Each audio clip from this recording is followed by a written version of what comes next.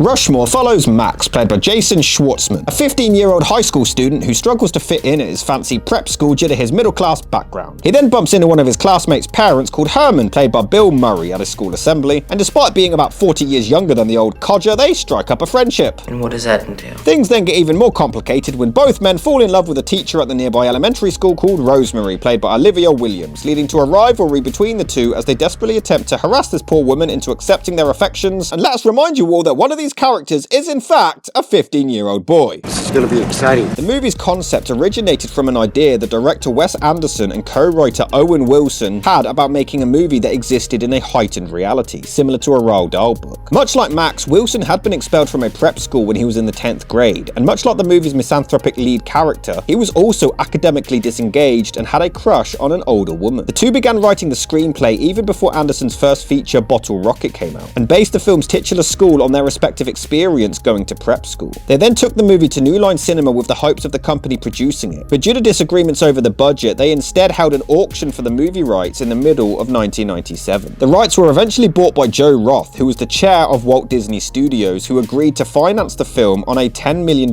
budget, to which the filmmakers agreed. But let's hope it's got a happy ending. When it came to casting, the part of Herman was written with Bill Murray in mind from the get-go, but Anderson and Wilson never believed that he would actually say yes. To their shock, Murray loved the script so much that he not only agreed to play the part, but he agreed to do so for a fraction of his usual salary. He ended up being paid a measly $9,000 for his role. Then again, he also did Garfield, so... What's all that shit?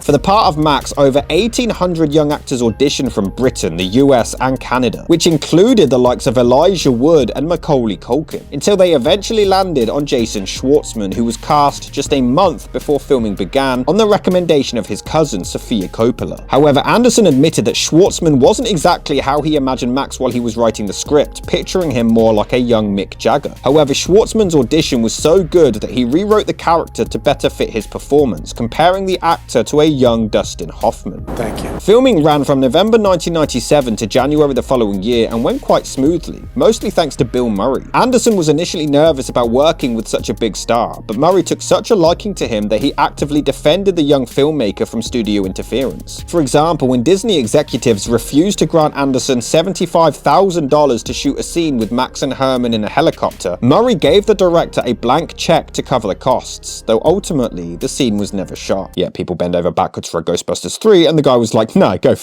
yourselves. Merry Christmas. Rushmore was released on December the 11th, 1998, and was a decent enough success at the box office, grossing somewhere between $17 and $19 million worldwide. However, reviews were almost universally positive, praising the film's style, performances, and screenplay, and it went on to win many awards, including 2 Independent Spirit Awards for its direction and Murray's performance. The film shot Anderson and Schwartzman's careers into the stratosphere, and also re-established Murray as a well-respected actor in independent cinema. The Writers Guild of America ranked it as the 35th funniest screenplay of all time, and the movie remains a landmark in independent filmmaking and one of the best comedies of the 1990s. And Wes Anderson is known for being a bit out there as far as a filmmaker goes, and he lives up to it. The opening scene is a dream sequence which is shot very strangely at points, but the movie does generally have a unique look to it. It utilizes colors really well, and the film does have his trademark bizarre-ass imagery. I very much enjoyed the movie, but there are often times when there is truly huge leaps in logic, and it is clearly massively exaggerated. For instance, Max finds a book in the library with a quote that he really resonates with, and he wants to find out who wrote it, so he asks the librarian for the entire list of people who have taken out that book in the last year. Is that a thing? Isn't that a huge security breach? Although the librarian does follow it up with a funny punchline. Now let's talk about Max. This is the horniest 15-year-old kid you will ever see. Okay, that part is accurate, I guess, but hear me out. He frequently talks about banging his friend's mum, and then he begins hitting on a teacher. At first, this is actually played for laughs. The school is dropping the teaching of Latin, which upsets her quite a bit, so Max's boner leads to him filing a petition to keep the subject, which is pretty funny. And him failing miserably at trying to flirt with her is hilarious.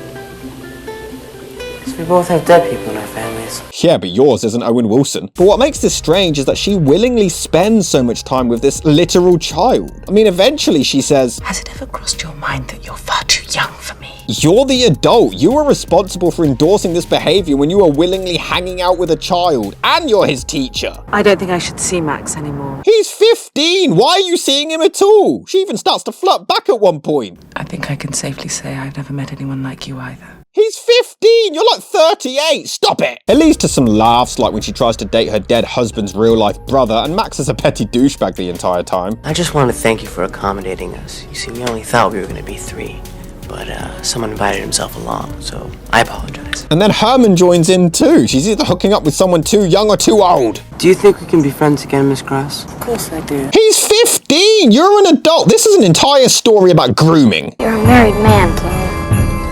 You're supposed to be his friend. Why are all of these grown adults being friends with a child? It's weird. Even if it's innocent, it's still weird and creepy. I was in love with her first. Oh yeah, but you're like 5. You honestly believe you love Bloom instead of me? You're like 15. Leave her alone and go play Pokemon. He's just a horny creep trying to convince bullies that he's getting action. What do you call getting a hand job from Mrs. Calloway in the back of her Jaguar? A f***ing lie? He even forces himself onto her at one point. Now, she clearly encouraged this behavior earlier in the film by hanging out with him so much, but let's not victim blame here. He's forcing himself onto her at this point, but she's the adult which led him on, so I don't even understand what the message is. He even pretends to get hit by a car to be let into her bedroom. He's even a dick when she talks about her dead husband. Edward has more spark and character and imagination in one fingernail than Herman Bloom has in his entire body. One dead fingernail. And it's all a trick to get her in bed, you horny, creepy man.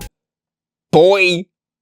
Child, you're a child. He and Herman invite her to an event and she no-shows, but what the hell would they expect her to even entertain this, especially considering the fact that one of them forced himself onto her? And why does she even continue talking to him after that? And why are so many people friends with children? Oh, and it's not even a redemption arc. He never redeems himself. There's no moment where he really learns his lesson. He starts putting together a play, which I guess is supposed to be him redeeming himself, but no, he was a dick 20 seconds ago. This doesn't work. They try to deliver a message as he gets with a different girl. You know, pay attention to the girls in front of you and not the ones 40 years older than you, but the story is so extremely over the top that message doesn't really land. And why is Bill Murray now dancing with a 15-year-old girl he doesn't know? And even after he's with someone else, he still dances with the teacher and clearly still wants to bone her, so the story doesn't work. Bill Murray is great, even if he won the Worst Spy of the Year award. There are several scenes where he frequently insults his sons, which were completely improvised by Murray, as he genuinely found the two actors incredibly annoying, which is fair. What are you, a lawyer? Once he gets expelled from his private school for popping roofies in a girl's drinks, it's pretty funny to see Max trying to fit in public schools by trying to make differences, but realistically nobody gives a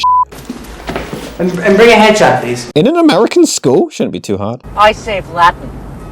What did you ever do? Well, he saved New York a couple of times. The war between Max and Murray is actually hilarious. They take turns sabotaging each other, but it's so ridiculously over the top, it's insane. Max rats out Herman's affair to his wife, so they break up and he's made homeless, so then Herman runs over Max's bike, so then Max cuts Herman's brakes and gets arrested for attempted murder. I'm not even sure how the hell they'd prove it was Max. Surely Herman would have to explain to the police that he vandalized a child's bicycle. Need any help? I think you're the one who needs help, mate. Admittedly, they do have a clever moment where it looks like they're going to use the trope of someone making a dramatic speech to a loved one in a coma, but then... I don't know if your brain is damaged or... What do you want? Okay, that was pretty clever. He smashed up your bicycle, didn't he? My previous bicycle, yes. What sort of person does something like that? Your boy there tried to murder him back. You know what? I don't even care. The characters are all unlikable, but the performances are so great. It's fine. It's fine. It's fine. There's just something fascinating about the film. It's a lot of fun to watch, the more extreme and outrageous it gets. It's certainly a hell of a ride, and I would recommend it, especially if you're a Wes Anderson fan. It's a wild experience, to say the least.